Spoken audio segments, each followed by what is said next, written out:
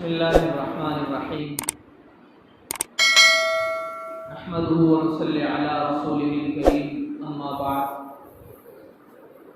قال الله تعالى في القرآن المجيد والفرقان الحميد: أعوذ بالله من الشيطان الرجيم. بسم الله الرحمن الرحيم.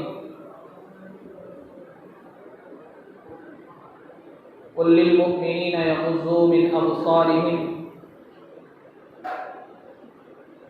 وقال تعالى في موضع آخر: فلا تخزعن بالقول فيطمع الذي في قلوبه مرض ذلك أطهر لقلوبكم وقلوبهم. صدق الله العظيم. قال النبي صلى الله عليه وسلم: الحياء شعبة من الإيمان، او كما قال علیہ الصلوۃ والسلام. محترم سامعین کرام، عزیز نوجوان دوستو، ہم جس مذہب کو، جس دین کو، جس کلچر کو فالو کرتے ہیں، مانتے ہیں، اس دین کا نام، اس مذہب کا نام اسلام. اور اسلام یہ ایک مکمل کمپلیٹ لائف سٹائل کا نام. پیدائش سے لے کر، ماں کے پیٹ سے نکلنے سے لے کر قبر کے گڑھے میں جانے تک پورا لائف سٹائل اسلام نے بتایا. ہر لمحہ کیسے گزارا جائے. اسلام صرف نماز پڑھنے کا، اسلام صرف روزہ رکھنے کا، اسلام صرف زکوٰۃ ادا کرنے یا حج کرنے کا نام نہیں، بلکہ پورے کمپلیٹ لائف سٹائل کا نام اسلام. اور اسلام کی سب سے بڑی خصوصیت، سب سے بڑی خاصیت اور سب سے اہم امتیاز وہ یہ ہے کہ اسلام نے دو قسم کے رشتہ دار بنائے: ایک محرم، ایک نامحرم. محرم جن سے نکاح نہیں کیا جا سکتا، نامحرم جن سے نکاح کیا جا سکتا. باپ ہے، محرم ہے، باپ کا بیٹی سے نکاح نہیں ہو سکتا. چاچا ہے، محرم ہے، ماموں ہے، محرم ہے، بھائی ہے، محرم ہے. یہ محرم رشتہ دار. نامحرم رشتہ دار جن سے نکاح کیا جا سکتا ہے: خالہ زاد بھائی ہے، چاچا زاد بھائی ہے. یہ سب نامحرم رشتہ دار، ان سے نکاح کیا جا سکتا ہے. دنیا کا کوئی اور مذہب اور کوئی اور مخلوق اس قسم کا امتیاز، اس قسم کی خاصیت کوئی بھی نہیں پیش کر سکتا. دوسری قوموں میں یہ امتیاز نہیں ہے. نکاح کن سے کیا جانا چاہیے، نکاح کن سے نہیں کیا جانا چاہیے. جانوروں میں یہ امتیاز نہیں ہوتا کہ جنسی خواہش کس سے پوری کی جا سکتی ہے، کس سے پوری نہیں کی جا سکتی ہے. یہ خاصیت، یہ خصوصیت، یہ امتیاز صرف ہمارے دین کو، ہمارے مذہب کو، ہمارے کلچر کو حاصل. اسی لیے اسلام میں ستر رکھا گیا. ستر یعنی وہ حصہ مرد کا ہو یا عورت کا جو کسی بھی حال میں دوسروں کے سامنے کھولا نہیں جا سکتا. اسے کہتے ہیں ستر. جس کا چھپانا، جس کا نہ دکھانا یہ ضروری ہے، اسے کہتے ہیں ستر. مرد آدمی کا جو ستر ہے، مرد آدمی کا چھپانے والا جو حصہ ہے باڈی کا، وہ ہے ناف سے لے کر گھٹنوں تک کے نیچے تک کا حصہ. گھٹنے اس کے ستر میں داخل ہیں. یعنی گھٹنے دوسروں کے سامنے کھولنا، گھٹنا دوسروں کے سامنے دکھانا یہ جائز نہیں ہے، یہ صحیح نہیں ہے. اگر گھٹنا کسی کے سامنے کھل جاتا ہے تو اس کا گناہ ہوگا. وہ اپنا ستر دوسرے کے سامنے دکھانے والا کہلائے. یہ جو حصہ ہے ناف سے، مرد آدمی کا ناف سے لے کے نیچے گھٹنے تک کا حصہ ہر حال میں ستر میں داخل. کسی بھی حالت میں دوسرے کے سامنے اسے ظاہر نہیں کیا جا سکتا۔ اور عورت ہے تو عورت کا مکمل بدن ستر ہے، سوائے دونوں ہاتھ ہتھیلیوں کے، دونوں پیر جو تلوے جو ہوتے ہو، ان چیزوں کے سارا مکمل بدن ستر میں داخل ہے۔ حضرت سلمان فارسی رضی اللہ تعالیٰ عنہ کہا کرتے تھے کہ یہ میرے لیے بہت آسان ہے کہ میں آسمان سے نیچے گر جاؤں، آسمان کی بلندی سے، آسمان جتنا بلند ہوتا ہے اتنی بلندی سے میں نیچے گر جاؤں اور میرے جسم کے ٹکڑے ٹکڑے ہو جائیں، کہیں ایک ذرہ بھی نہ ملے، یہ میرے لیے بہت آسان ہے۔ لیکن یہ بات میرے لیے بہت مشکل ہے کہ کوئی اجنبی آدمی، کوئی آدمی میرا سطر دیکھ لے اور میں اس کا سطر دیکھ، یہ میرے لیے بات بڑی مشکل ہے۔ سطر کو چھپانا اتنا اہمیت کا حامل۔ اللہ کے رسول صلی اللہ علیہ وسلم نے اب ایک مرتبہ اپنے ایک چرواہے کو دیکھا، چرواہا بکریاں چرانے والا، حضور صلی اللہ علیہ وسلم کی نظر پڑی، آپ صلی اللہ علیہ وسلم نے دیکھا کہ وہ تنہائی میں، اکیلے میں بالکل برہنہ بدن اپنا سطر کھولے ہوئے پڑا ہوا ہے، ننگا پڑا ہوا ہے۔ آپ صلی اللہ علیہ وسلم نے اسے کہہ کے اس چرواہے کی نوکری سے، اس اجرت سے نکال دیا کہ ہمیں ایسے کوئی آدمی کی لا حاجت لنا اذا خلا لم یستحیی من اللہ، ایسے آدمی کی ہمیں ضرورت نہیں جو تنہائی میں اللہ سے شرم نہ کرتا۔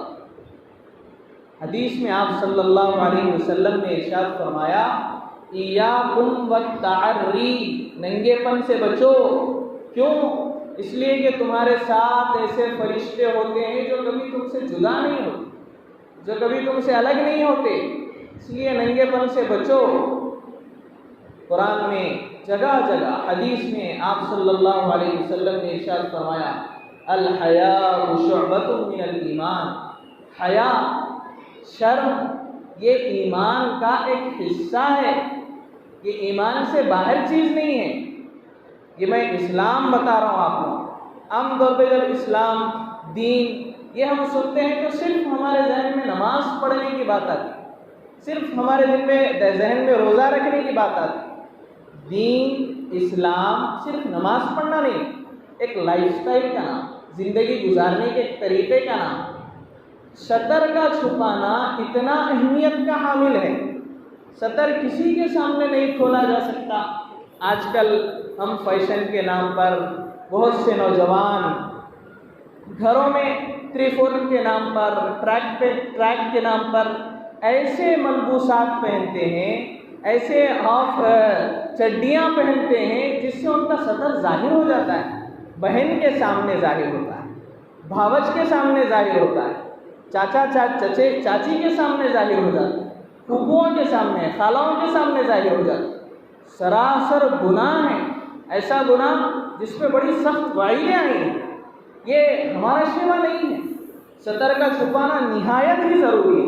جب انتقال ہو جائے تو نہلاتے وقت بھی سطر چھپانے کا اہتمام کرنا چاہیے۔ بغیر سطر کو چھپائے ہوئے مردے کو نہلانا جائز نہیں، زندوں کا یہ حال بنا ہوا ہے۔ تو دین نام ہے ایک لائف سٹائل کا۔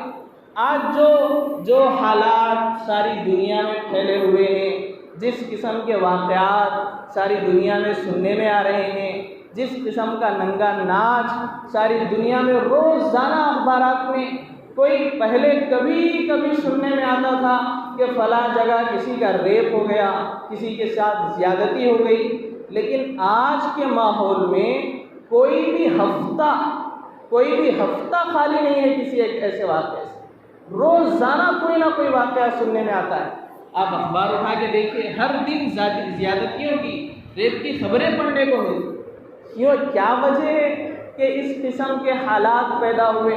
اس کی ایک اہم وجہ یہی ہے کہ حیا، شرم، یہ جو چیز ہے انسانیت سے ختم ہو گئی، اور مسلم قوم نے بھی اس کا پرچار نہیں کیا، اس کو اپنے گھروں میں نہیں اپنایا، اس کو اہمیت نہیں دی، اس کو اپنی بہو بیٹیوں کو نہیں سکھلایا۔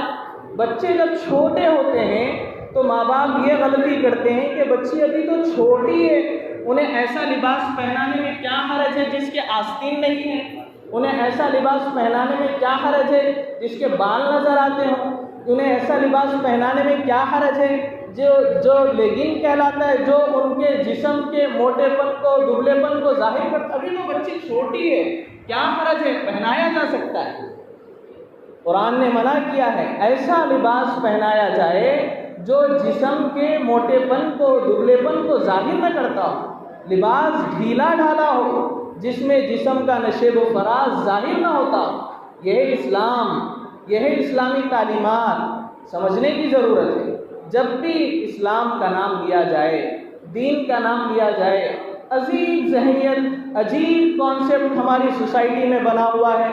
دین بس نماز پڑھ لینے کا نام دین بس روزہ رکھ لینے کا نام دین، نہیں میرے بھائیو، غلط تصور، غلط کانسیپٹ۔ ایک پورا مکمل نظام زندگی، ایک پورا مکمل لائف سٹائل کیسا رہنا چاہیے، کس کے سامنے نکلا جا سکتا ہے۔ کبھی ماں باپ نے یہ تو فکر کی کہ میری بیٹی یہ اتنی بڑی ڈگریاں حاصل کر لے، آل ان ون سیریز کی پوری موٹی بکیں پڑھ لے، وکرم سیریز کی پورے کوشچن آنسر یاد کر لے، لیکن آج کے ماں باپ یہ فکر نہیں کرتے کہ میری بیٹی کو یہ بھی پتا ہو کہ کس کے سامنے نکلنا چاہیے، چچا زاد بھائی کے ساتھ کیا بالکل کلوز فرینڈ کی طرح رہا جا سکتا ہے یا نہیں رہ جا سکتا۔ ماں باپ نہیں سکھائیں گے تو کون سکھائیں گے؟ لوگ شکوا کرتے پھرتے ہیں کہ حالات بڑے خراب ہیں، باپ اپنی بیٹی کے سامنے بیٹھ کر ٹی وی پر اریاں مناظر دیکھتا ہے، ننگے سینس دیکھتا ہے۔ اب آپ بتائیے بیٹی پہ کیا اثر ہوگا؟ کیا وہ بچی کے اندر شرم آئے گی؟ اس بچی کے اندر حیا آئے گی؟ ہرگز نہیں آئے گی۔ قرآن مجید نے سخت منع کیا ہے ان چیزوں سے۔ قرآن نے جہاں عورتوں کو حکم دیا کہ وہ لوگ پردہ کریں، بغیر پردے کے باہر نہ نکلیں، وہیں مردوں کو بھی حکم دیا ہے۔ قرآن نے کہا قُل لِّلْمُؤْمِنِينَ يَغُضُّوا مِنْ أَبْصَارِهِمْ، مردوں کا کام ہے کہ وہ اپنی نگاہیں نیچی رکھیں، نگاہوں کو آزاد نہ کریں، نگاہوں کو کھلا نہ چھوڑ دیں، نگاہوں کو نہ سینچیں۔ حدیث میں فرمایا گیا، آپ صلی اللہ علیہ وسلم نے ارشاد فرمایا، صرف آدمی زنا نہیں کرتا، اس کی آنکھیں بھی زنا کرتی ہیں، اس کا دل بھی زنا کرتا ہے، اس کے ہاتھ بھی زنا کرتے ہیں، اس کے پیر بھی زنا کرتے ہیں، ہر عضو زنا کرتا ہے۔ اسی لیے نگاہوں کو، خیالات کو پاک کرنے کی ضرورت ہے، ان چیزوں کے بارے میں سوچنے کی ضرورت ہے۔ اسلام نے اس قدر پاکیزہ جو تعلیمات دی حیا کے سلسلے میں، ستر کے سلسلے میں، ان کو عام کرنے کی ضرورت ہے۔ آج مسلم گھرانوں میں خاص طور پر برتھ ڈے کے نام پر اور اینیورسریز کے نام پر اور دیگر چیزوں کے نام پر ایسی بے حیائیاں ہو رہی ہیں جن کا اسلام سے دور دور تک کوئی تعلق نہیں، جو صرف اور صرف بے حیائی کے مناظر ہیں۔ اور قرآن نے ایسی عورتوں پر لعنت کی ہے جو اس ارادے سے کہ لوگ مجھے دیکھیں بن صبر کر نکلتی ہیں، خوشبوئیں لگا کر نکلتی ہیں، ایسی عورتوں پر حدیث میں لعنت کی گئی۔ اور آپ صلی اللہ علیہ وسلم نے ارشاد فرمایا، لعن اللہ الناظر والمنظور الیہ، دیکھنے والے پر بھی لعنت ہے اور جو دیکھنے کے اسباب فراہم کرے اس پر بھی لعنت ہے۔ جو چیز قیمتی ہوتی ہے، دنیا کا دستور ہے کہ ہم اسے حفاظت سے رکھتے ہیں۔ کوئی فون خریدا جائے، قیمتی ہے، اس کی اہمیت پتہ ہے تو اسے کور چڑھا کے رکھتے ہیں۔ بازار سے کوئی چاکلیٹ خریدنا ہو، کوئی کھانے کی چیز خریدنا ہو تو جو پیک ہو کے آتی ہے اسے ہی خریدا جاتا ہے، کھلی ہوئی چیز کو نہیں خریدا جاتا۔ گاڑی خریدی گئی تو کوئی بھی نئی گاڑی کو کھلا نہیں چھوڑ دیتا، اسے احتیاط کے ساتھ کورڈ کر کے رکھا جاتا ہے۔ یہ بات کیوں سمجھ میں نہیں آتی کہ ہم اپنی بہو بیٹیوں کو کورڈ کر کے رکھیں، انہیں کھلا نہ چھوڑیں؟ نہ پتہ نہیں دنیا کی چیزوں کی اہمیت تو سمجھ میں آئی، لیکن بہو بیٹیوں کے معاملے میں ہم ایسے لاپرواہ ہو گئے۔ یعنی یہ بچہ تو ہمارے سامنے کا بچہ ہے، اس سے کیسا پردہ؟ آپ صلی اللہ علیہ وسلم ایک مرتبہ حضرت فاطمہ زہرا رضی اللہ تعالی عنہا کے گھر تشریف لے گئے۔ آپ صلی اللہ علیہ وسلم کے ساتھ ایک چھوٹا سا غلام تھا۔ آپ صلی اللہ علیہ وسلم نے جب پہنچے وہاں پر تو دیکھا کہ حضرت فاطمہ رضی اللہ تعالیٰ عنہ کے پاس دوپٹہ نہیں ہے، چھوٹا دوپٹہ ہے۔ حضرت فاطمہ رضی اللہ تعالیٰ عنہ اپنے دوپٹے سے اپنا جسم چھپانے کی کوشش کر رہی ہیں تو پھر بھی کچھ حصہ کھلا رہ جاتا ہے۔ حضور صلی اللہ علیہ وسلم نے ارشاد فرمایا، فاطمہ کوئی حرج نہیں، میں تو تمہارا باپ ہوں، یہ تو بالکل چھوٹا سا بچہ ہے۔ پھر بھی فاطمہ رضی اللہ عنہا نے کہا، ابو جان میں یہ سمجھتی ہوں کہ بچہ شعور کو پہنچ گیا ہے، یہ میچور ہو گیا ہے، اس سے پردہ کرنا چاہیے۔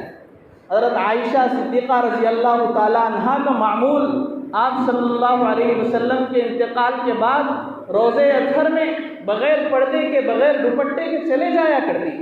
اس کے بعد ان کے والد حضرت ابوبکر صدیق رضی اللہ تعالیٰ عنہ کا انتقال ہوا، وہ تو ان کے باپ تھے، جبھی بھی بغیر دوپٹے کے چلے جایا کرتے۔ لیکن جب حضرت عمر فاروق رضی اللہ تعالیٰ عنہ کا انتقال ہوا تو اس کے بعد حضرت عائشہ صدیقہ رضی اللہ تعالیٰ عنہ یہ کہتی کہ مجھے عمر سے حیا آتی ہے، میں بغیر دوپٹے کے میرے شوہر تاجدار مدینہ محمد رسول اللہ صلی اللہ علیہ وسلم کی قبر اور میرے والد ابوبکر کی قبر پر بھی جب سے عمر کا انتقال ہوا بغیر دوپٹے کے نہیں جائے۔ یہ ہے حیا، یہ ہے حیا، یہ ہے حیا۔ آج اس حیا کو پیدا کرنے کی ضرورت۔ ہم یہ غلط فہمی میں ہرگز نہ رہیں کہ بچی ابھی چھوٹی ہے، اسے صحیح لباس، تھوڑا بہت فری لباس پہنا دیا جائے تو کیا حرج ہے۔ لوگوں کو جب توجہ دلائی جاتی ہے تو لوگ کہتے ہیں کہ مجھے بچوں کی خوشی کے لیے برتھ ڈے کرتے ہیں، بچوں کی خوشی کے لیے اس طرح کی بے حیائی اختیار کرتے ہیں۔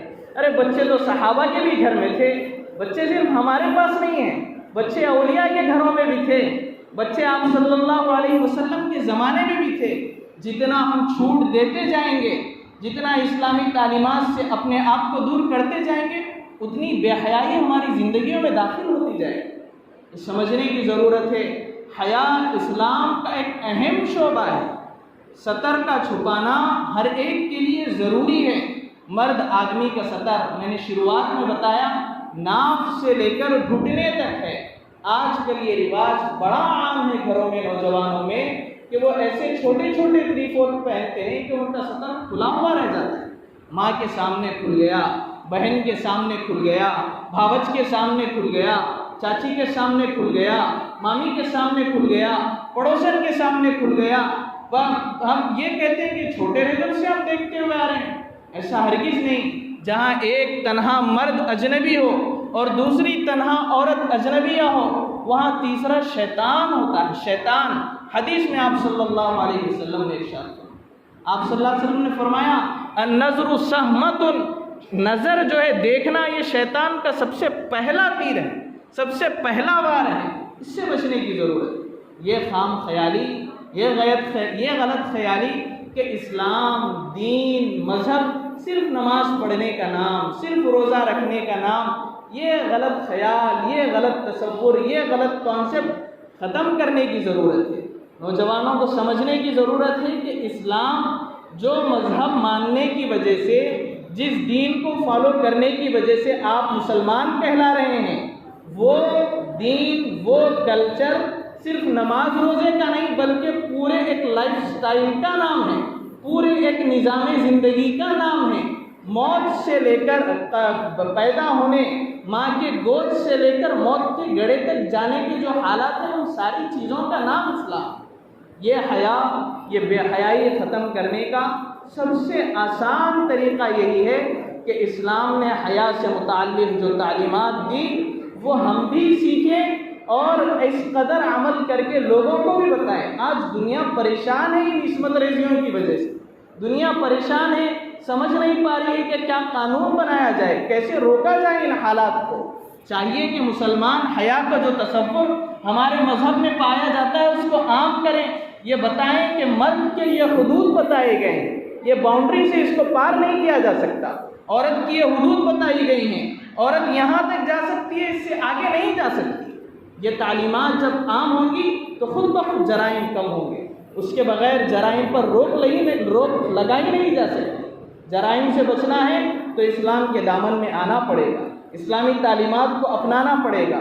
اللہ رب العزت ہمیں صحیح معنوں میں عقل سلیم عطا فرمائے، جو حالات اور جو نادانیاں، جس قسم کی غلطیاں ہمارے سوسائٹی میں، معاشرے میں عام ہیں، اس سے ہمیں خوب بچنے والا بنائے۔ آمین۔ وآخر دعوانا الحمد للہ رب العالمین۔